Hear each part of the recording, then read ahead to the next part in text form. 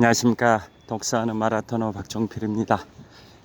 이곳은 잠실 석촌호수 서호의 남쪽 조깅로를 걷고 있습니다. 현재 시각은 2023년 11월 21일 화요일 아침 6시 24분 정도 됐습니다. 제가 오늘은 자전거를 타지 않고 걸어서 이곳 잠실 석촌호수에서 천호역까지 이동을 하고 있습니다. 자, 이제 영화 나폴레옹이 미국과 유럽에서는 이틀 내일입니다. 내일 드디어 2023년 11월 22일에 미국과 유럽 지역에서는 개봉이 되고요. 한국에서는 12월 6일에 대개봉을 합니다. 자, 영화 나폴레옹 개봉을 앞두고 제가 이틀 전에는 나폴레옹의 카리스마를 보여주는 대표적인 일화를 소개해 드렸고요. 또 나폴레옹에게 최고의 영광을 가져온 전투 1805년 12월 2일에 아우스터리츠 전투에 관하여도 말씀을 드렸습니다. 반면에 그로부터 10년 후인 1815년 6월 18일에 있었던 나폴레옹의 몰락을 가져온 전투가 워털루 전투입니다. 그래서 오늘은 나폴레옹 시대를 마감하는 워털루 전투에 관하여 말씀드리도록 하겠습니다. 자, 워털루 전투는 1815년 6월 18일에 있었습니다. 자, 그보다 10년 앞선 1805년 12월 2일에 있었던 아우스터리츠 전투는 나폴레옹에게 최고의 영광을 안겼을 뿐만 아니라 프랑스에게도 최고의 영광을 가져온 전투가 아우스터리츠 전투인데요. 그 아우스터리츠 전투의 승리를 영원히 기념하기 위하여 바로 프랑스에는 오스테를리츠라는 지하철역 이름도 있습니다. 자, 아우스터리츠라는 지역은 지금의 체코 지역에 있는 게 바로 아우스터리츠인데요. 자, 여기서 저를 한번 비춰보겠습니다. 저를 비추고 있습니다. 반대로요. 안녕하십니까. 독서하는 마라토너 박종필입니다. 자, 이곳 잠실 석촌호수와 석촌호수 동호와 서호를 연결해주는 석촌호수교라는 다리를 건너고 있습니다. 화이팅!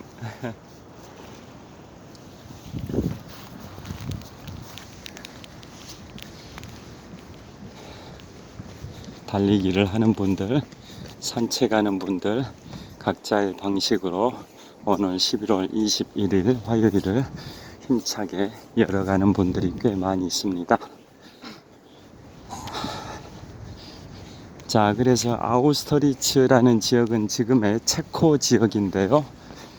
그 당시에는 신성 로마 제국 겸 오스트리아 영토였었습니다.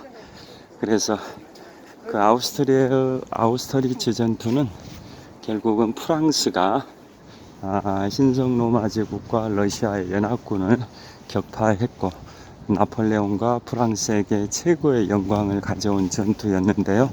그 전투를 영원히 기념하기 위해서 프랑스 파리에는 오스테를리츠라는 지하철역 이름이 있습니다. 아우스터리츠 지역은 지금의 체코 지역이다 보니까 아우스터리츠의 지명이 독일어인데요. 반면에 그걸 프랑스어로는 오스테를리츠입니다. 그래서 파리에는 지하철역 이름이 오스테를리츠 지하철역 이름이 있고요. 또 그걸 영원히 아우스터리츠 전투의 승리를 영원히 기념하기 위하여 개선문이 30년의 공사 끝에 1836년에 완공이 됐습니다. 자, 그게 나폴레옹에게 최고의 영광을 가져온 아우스터리츠 전투 1805년 12월 2일에 있었고요. 그로부터 10년 후에 바로 오늘 말씀드린 워털루 전투가 발생이 됩니다. 자, 여기서 저를 비춰보겠습니다. 자, 계속 걸어가면서 촬영하도록 하겠습니다. 화이팅!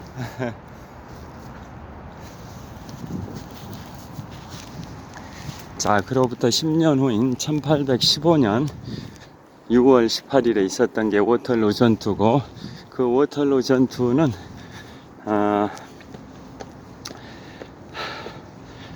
프랑스가 영국과 프로이센 연합국을 상대로 싸웠는데, 나폴레옹의 프랑스군이 패배해서 나폴레옹의 몰락을 가져왔던 전투입니다. 자, 그래서 그 워털루 전투는 영국이 승리하다 보니까 영국은 그 승리를 영원히 기념하기 위하여 영국의 런던에는 워털루 지하철역 이름이 있고요. 또 영화 워털루도 있고, 또 노래 워털루라는 노래도 있습니다.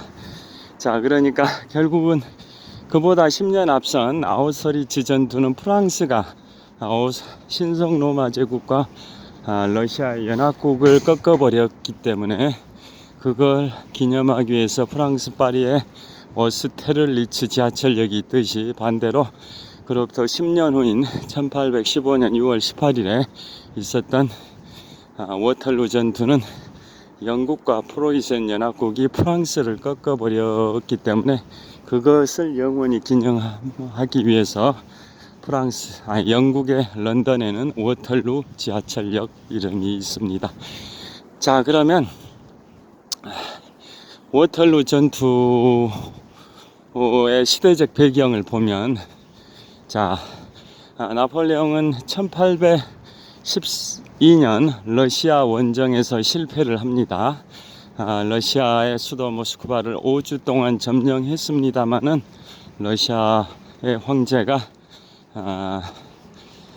지금의 샹트페테르부르크, 과거의 명칭으로는 레닌그라드로 피신을 가가지고 계속 항거를 하는 바람에 나폴레옹은 모스크바 점령 5주 만에 퇴각을 결정하고, 퇴각하는 길에 러시아 군들의 추격을 받아서 나폴레옹 군대의 그 95%가 괴멸이 돼버려서 나폴레옹은 러시아 원정에 실패했었습니다. 그 러시아 원정을 하게 된 계기 자체는 그 당시에 프랑스의 나폴레옹 군에 맞서서 주변 국가들이 대프랑스 동맹을 맺어서 맞서 싸웠는데요. 자, 대프랑스 동맹의 주축 국가가 바로 유럽 대륙에서는 오스트리아였고, 섬에서는 영국이었습니다. 그래서 나폴레옹은 1805년 아우스트리츠 전투가 있기 직전에 영국을 점령하려고 프랑스의 지상군 18만 명을 프랑스의 북서부 볼로뉴 항에 집결을 시키고, 영불 해협, 도버 해협이죠, 33km를 수송해서 영국에 상륙해서 영국을 점령하려고 했었습니다마는, 그 유명한 세계 3대 해전 중에 하나인 트라팔카르 해전에서 프랑스가 영국의 호레이시오 넬슨 제독에게 패배함으로써 나폴레옹의 영국 점령은 희망사항에 불과하고 실현되지 못했었다라는 거 다 잘 아실 겁니다. 그게 바로 세계 3대 해전 중에 하나인 1805년 10월 21일의 트라팔카르 해전이고, 거기에서 패배한 나폴레옹은 영국 상륙을 포기하고, 영국 점령을 포기하고 5주 후에 바로 1805년 12월 2일에 아우스트리츠 전투에서 승리해서 프랑스에게, 또 영국에게 최고의 영광을 가져왔었습니다. 여하튼 그런 식으로 프랑스는 대프랑스 동맹국의 주도 국가였던, 맹주였던 영국을 점령하는 것을 포기할 수밖에 없었는데요. 그런데 이제 영국을 군사적으로 점령은 못하게 되니까 이제 경제적으로 고립시켜서 무너뜨리기 위해서 바로 대륙봉쇄령을 발동합니다. 유럽 대륙에 있는 어떤 국가든 영국과 무역 거래를 해서는 안 된다. 영국을 고립시키는, 영국을 고사시키는 대륙봉쇄령을 발동했는데요. 그걸 위반한 나라가 있었죠. 바로 러시아입니다. 러시아가 대륙봉쇄령을 위반하고 영국과 무역 거래를 했었고, 그래서 러시아를 응징하기 위해서 바로 1812년 러시아 원정에 나섰지만, 러시아의 수도 모스크바를 약 5주 동안 점령했음에도 불구하고 결국은 러시아 원정은 실패를 하게 됩니다. 그리고 이듬해인 1813년에 라이프치 전투에서도 나폴레옹이 패배함으로써 이제 나폴레옹의 몰락이 점점 가까워지고 있습니다. 자, 그래서 이듬해인 1814년 5월 4일에 지중해의 엘바 섬으로 유배 갔고 10개월 정도 유배 생활하다가 1815년 2월 26일에 탈출을 해서 3주 만에 프랑스 파리에 입성을 하는데요. 그게 1815년 3월 20일입니다. 그래서 나폴레옹은 재기를 노리고 유럽의 각 국가들에게 친서를 보냅니다. 뭐라고 보내냐면, 우리 싸우지 말고 잘 지내보자, 즉 강화와 공존의 메시지를 담은 친서를 보냈음에도 불구하고 유럽 각국들은 나폴레옹 시대에 나폴레옹의 그러한 압제에 그게 재현될 걸로 예상을 하고 그 친서에 거절의 의사 표시를 했고, 그래서 결국은 나폴레옹은 유럽 각국들과 또다시 전쟁을 치를 수밖에 없었는데요. 그래서 발생한 전투가 바로 그 유명한 1815년 6월 18일의 워털루 전투입니다. 그러니까 나폴레옹이 엘바섬에서 탈출해 가지고 프랑스에 입성한 게 1815년 3월 20일이고요. 그로부터 약 90일 후에 있었던 게 1815년 6월 18일의 워털루 전투입니다. 자, 워털루 전투는 아까 말씀드린 것처럼 교전 국가는 프랑스의 나폴레옹군이 12만 명이 출동을 합니다. 그리고 상대 국가는 영국과 프로이센 연합국인데요. 영국군 안에는 네덜란드 군대도 일부 혼성군으로 편입이 되어 있었습니다. 자, 그래서 워털루 지역은 어디냐? 그 당시에는 네덜란드 땅인데요. 지금은 벨기에의 수도 브뤼셀 남동부에 있는 워털루라는 지역에서 발생이 됐습니다. 자, 워털루 전투. 처음에는 이제 나폴레옹이 12만 대군을 출정을 시킵니다. 처음에는 나폴레옹의 프랑스군이 영국군과 프로이센군을 격퇴를 시켰습니다. 그런데 결정타를 입히지 못했습니다. 그래서 결정타를 가지 못하다 보니까 영국군과 프로이센군은 후퇴를 하게 됩니다. 그래서 프랑스의 나폴레옹군은 12만 대군 중에 4분의 1에 해당되는 3만 명의 병력을 분할을 해서 프랑스의 원수 그루시 원수입니다. 그루시 원수에게 3만 명의 병력을 주면서 후퇴하고 있는 프로이센군을 쫓아라 라고 명령을 내렸고요. 나머지 프랑스군 9만 명을 이끌고 나폴레옹은 영국군을 쫓게 됩니다. 그러니까 처음에 프랑스군이 먼저 선공을 해가지고 영국군과 프로이센군을 격퇴를 했는데요. 그에 따라서 후퇴하는 영국군과 프로이센군에 대하여 나폴레옹의 12만 대군은 그 중에 3만 명을 분할해서 그루시 원수에게 주면서 후퇴하는 프로이센을 쫓아라. 그리고 나머지 9만 명의 병력으로 나폴레옹은 직접 영국군을 추격하는 그런 과정인데요. 자, 주력이 영국군, 일부 군대가 이제 프로이센군이라고 생각하시면 되겠고요. 영국군 안에는 아까 말씀드린 것처럼 네덜란드 군대가 일부 혼성군으로 편입이 되어 있었습니다. 자, 그래서 영국의 장군은 그 유명한 나폴레옹의 호적수, 나폴레옹과 동갑입니다. 동갑. 나폴레옹이 1769년 8월 15일 광복절 출생인데요.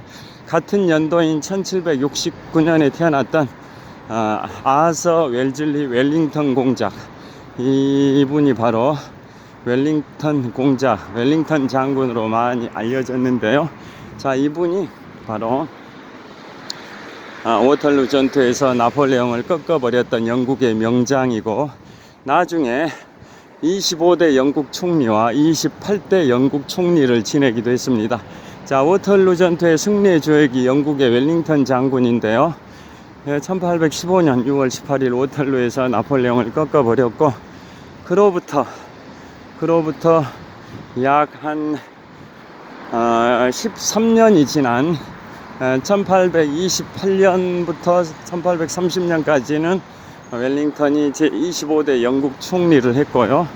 그 다음에 또 4년 후인 1834년에는 제28대 영국 총리까지 했던 분입니다. 자, 제2차 세계대전의 승리의 주역이 바로 영국의 윈스턴 처칠이고, 그분은 제61대 영국 총리와 제63대 영국 총리를 했는데요. 그랬듯이 웰링턴 공작, 워털루 전투의 승리의 주역인 웰링턴 공작도 25대와 28대 영국 총리를 했던 분입니다. 자, 파란불로 바뀌어서 여기서 건너보도록 하겠습니다.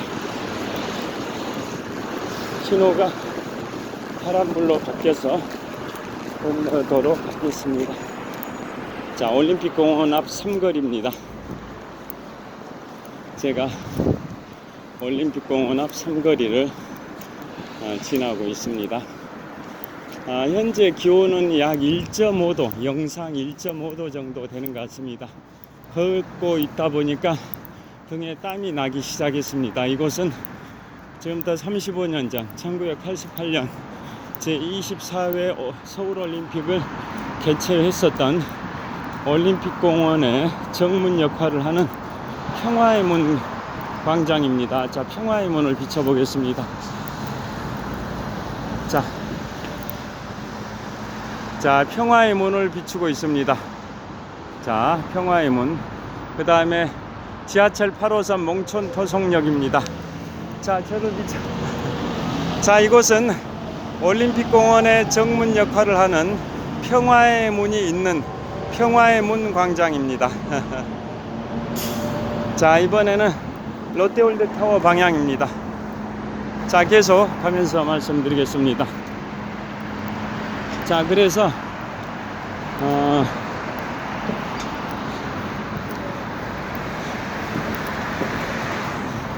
자, 워털루 전투는 결국은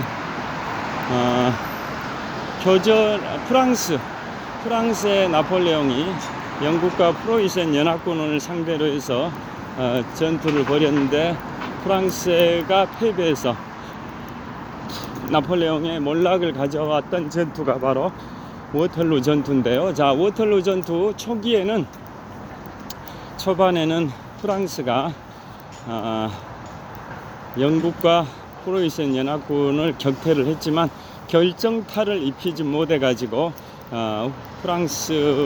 영국군과 프로이센군이 후퇴를 하게 됐고, 그래서 프랑스의 나폴레옹은 12만 대군 중에 3만 명을 분할해서 그루시 원수에게 지휘권을 주면서 프로이센군을 추격하라고 했었고요. 나머지 9만 명의 프랑스 군대 병력으로 나폴레옹이 직접 영국의 웰링턴 공작을 추격을 하는 그런 과정입니다. 자, 그래서 아까 웰링턴 공작 말씀드리다가 횡단보도를 건넜는데요. 웰링턴 공작은 나폴레옹의 숙적이고, 출생 연도가 나폴레옹과 동일하게 1769년생이고, 영국의 25대와 28대 총리까지 지내고, 나폴레옹은 1821년 5월 5일 어린이날 지중해의 남대서양의 외로운 섬 영국령 세인트 헬레나에서 52세의 일기로 쓸쓸하게 생을 마감했지만 웰링턴 공작은 그보다 31년을 더 살았습니다.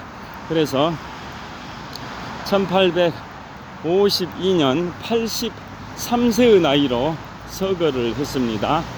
자, 그래서 유럽 대륙을 약 20년 동안 쥐락펴락했던 유럽 대륙을 평정했던 나폴레옹 보나파르트를 꺾어버린 인물이 워털루 전투 승리의 주역인 아서 웰즐리 웰링턴 공작이다 보니까 웰링턴 공작은 영국에서는 최고의 영웅입니다. 자, 지금 전방 올림픽 회관입니다. 올림픽 회관이 리모델링 공사를 거의 다 마친 것 같고요. 또 전방 200m 지점 동쪽 방향인데요. 서울 올림픽 파크텔입니다.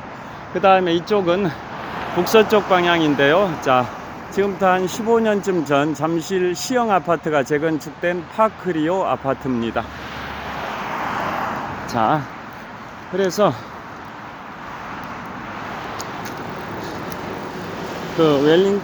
워털루 전투는 프랑스의 나폴레옹에게는 몰락을 가져오고 영국의 아서 웰즐리 웰링턴 공작에게는 최고의 영광을 안아준 전투가 바로 워털루 전투고, 그걸 그 영국의 승리를 영원히 기념하기 위하여 영국의 런던에는 워털루라는 지하철역 이름도 있고요, 영화 제목 워털루도 있고 노래 제목 워털루도 있을 정도입니다. 자, 그래서 워털루 전투에서 이제 후퇴를 하던 영국군은 언덕 구릉지대라고 하죠.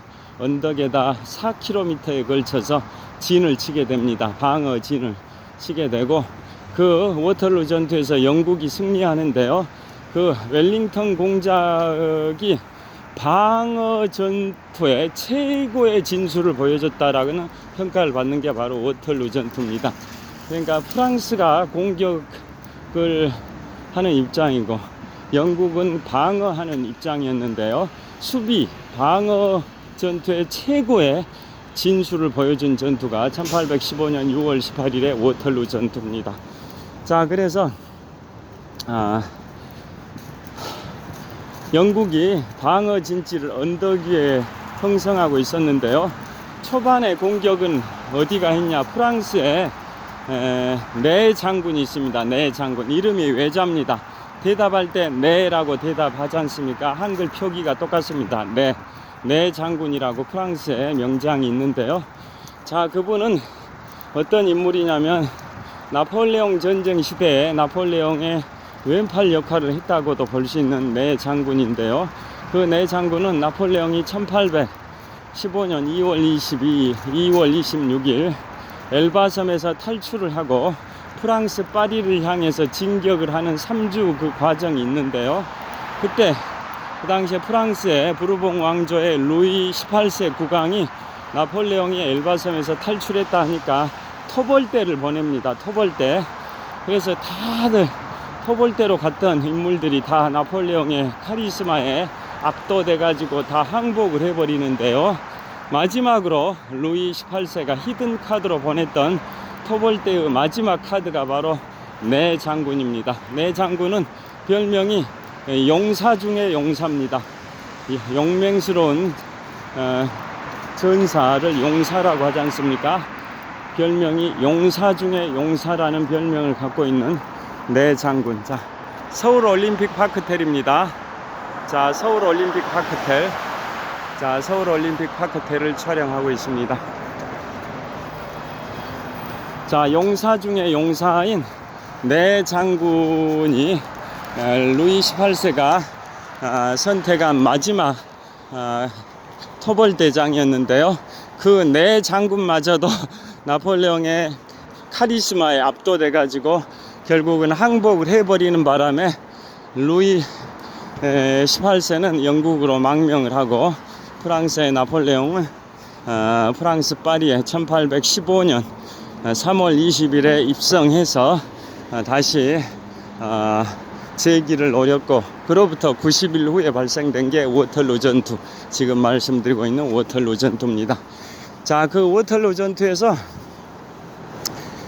영국의 웰링턴이 방어진을 형성하고 있었는데요. 그때 프랑스의 네 장군이 기병대 5,000명의 기병을 이끌고 공격을 합니다. 자, 지금의 육군의 3대 병과가 보포기, 보병, 포병, 기갑부대인데요. 과거에 200여 년 전에 나폴레옹 시대에도 3대 병과는 보포기였습니다. 그런데 보병하고 포병은 지금하고 동일한데요. 그 당시에 기병은 지금하고 다르죠. 자, 좀 뛰면서 말씀드리겠습니다. 자, 성내천 위에 설치되어 있는 다리를 띄고 있습니다. 자, 저기 신호에 맞추려면 저 빨간불이 한 1분 30초 정도 있으면 파란불로 바뀌는데요. 그 타이밍에 맞추기 위해서 제가 약간 뛰고 있습니다. 여기는 뭐 서울 아산병원으로 통하는 사거리입니다. 지금 제가 북쪽 방향을 비추고 있는데요. 약 한 500m 지점에 서울 아산병원이 있습니다. 우리나라 5대 대형 병원 중에 하나인 서울 아산병원 방향을 비추고 있고요.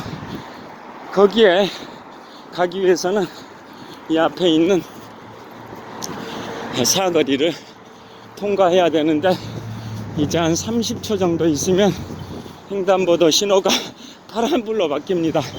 그래서 제가 조깅도 할 겸 달리기를 하면서 촬영하고 있습니다. 자, 신호가 파란불로 거의 바뀌는 타이밍에 도착을 했습니다.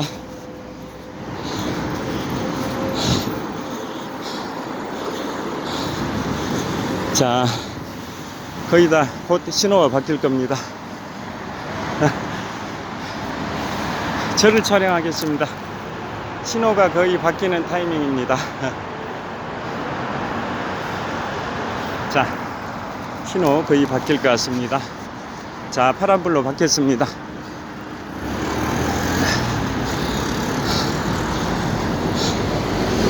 자, 그래서 영국의 웰링턴이 방어 진지를 구축을 하고 있을 때 언덕 위에 4km에 이르는 방어진을 형성하고 있었습니다. 영국의 웰링턴 장군이. 그런데 프랑스의 그 네 장군이 기병 5,000기를 출격을 시킵니다. 자, 지금도 보포기라는 게 있지만 지금은 보병, 포병, 기갑부대인데요. 기갑부대는 장갑차 탱크 부대죠.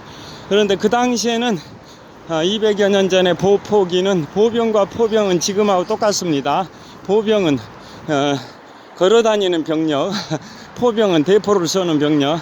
그런데 기는 달랐습니다. 지금은 기가 기갑부대, 장갑차, 탱크 등인데요. 그 당시에는 기병은 말 타는 병력을 기병이라 했습니다. 말 타는 병력. 자, 그 당시에 기병 중에서도 창기병이 있고 중기병이 있었는데요. 창기병은 주로 창으로 무장한 말 타는 병력을 창기병이라 했고, 중기병은 주로 뭐 칼이나 그 다음에 총 이런 것 등으로 무장한 병력을 이제 중기병이라 했는데요. 그 당시에 먼저 프랑스의 네 장군이 중기병 5,000기를 출격을 시킵니다. 그런데 좀 판단착오를 한 게, 보병하고 포병의 지원을 받으면서 중기병이 출격했었어야 되는데, 보병과 포병의 지원 없이 단독으로 중기병 5,000기가 출격을 했었습니다. 그러다 보니까 그 방어를 하고 있었던 영국의 웰링턴의 그 군대는 언덕 뒤로 약간 후퇴하면서 숨어 있었습니다. 그 언덕 정상에 있는 게 아니라 언덕 뒤로 약간 후퇴하면서 숨어 있다가 프랑스의 중기병 5,000기가 말을 타고 달려오니까 대포 사격, 또 그 소총 사격 등으로 집중 포화를 또 총격을 가하게 됩니다. 그래서 말을 타고 달리던 프랑스의 중기병들은 엄청나게 전사자가 발생이 되는데요. 자, 그런 와중에도 내 장군은 끝까지 5,000기의 중기병들을 계속 출격 상태를 유지합니다. 자, 이곳은 풍납사거리입니다. 풍납사거리, 저를 비춰보도록 하겠습니다. 자, 이곳은 풍납사거리입니다. 자, 이제 천호역까지 동쪽으로 약 한 1.5km, 2km 정도 가게 되면 천호역에 도달합니다. 계속 천호역 방향으로 이동하면서 촬영을 하도록 하겠습니다. 자, 이곳은 풍납사거리입니다. 자, 신호 파란불 바뀌었습니다. 자, 지금 비추고 있는 방향은 남동쪽 방향인데요. 2014년 유네스코 세계문화유산에 선정된 남한산성 방향을 촬영하고 있습니다. 자, 남한산성 방향입니다. 자, 남한산성 방향. 자, 그래서 프랑스의 내 장군의 중기병 5,000기가 출격을 했는데 방어를 하고 있었던 영국의 웰링턴 장군의 포병과 보병들이 엄청난 포격과 사격을 하게 돼서 내 장군의 그 중기병 5,000기들은 상당수의 손실을 초래합니다. 그래서 그때 그런 과정이 진행되고 있을 때 저 멀리에서는 후퇴하고 있던 프로이센군이 접근을 하고 있었습니다.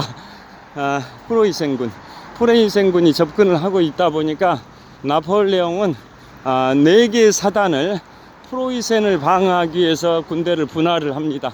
4개의 사단. 자, 그러니까 프랑스의 내 장군이 중기병 5,000기를 통해서 영국의 웰링턴 부대를 향해서 돌격을 하고 있을 때 저 멀리에서는 프로이센군이 접근을 하고 있었습니다. 그래서 나폴레옹은 4개의 사단을 분할을 해가지고 프로이센군을 막으라고 얘기를 명령을 했고요. 그래서 나폴레옹에게는 예비대가 이제 없게 됐습니다. 예비병력이죠. 예비병력이 지금 없는 상황이었는데 그 상황에서 프랑스의 내 장군이 중기병을 계속 영국의 웰링턴 장군의 부대를 향해서 돌격을 감행하다가 웰링턴의 사령부에 접근을 하고 있었습니다. 많은 사상자가 속출하고